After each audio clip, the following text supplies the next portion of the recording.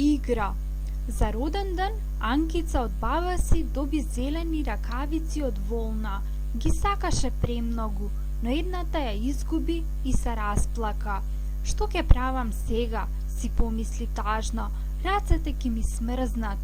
Ќе ти сплетам нови ракавици, и рече мајка й, а оваа старава ќе ја ставиме на полица, може би некогаш добро ќе ни послужи.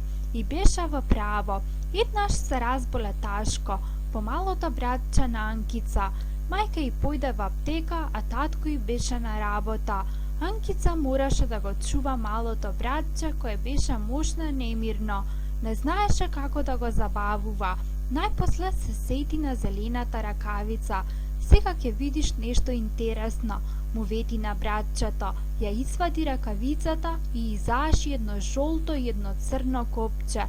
Веќе има очи и нозе, се насме Анкица. Таа ја сокри раката зад плеките, а Ташко ја праша: "Што имаш зад плеките?" Тогаш Анкица му рече со дебел глас: "Јас сум Волничек, твојот пријател", и му ја стави раката пред него. Братчето се насмеа кога го здогледа човечето од волна и со копчиња, а кое знае да зборува и да се врти. Се развесели. "Сакаш ли да ти раскажам една сказна?" го праша Волничек. Да, го замоли Ташко, кој се развесели и веќе заборави на болеста. "Но немој за црвенкапа, зашто неа ја знам, а за кукичката на нога од кокошка?"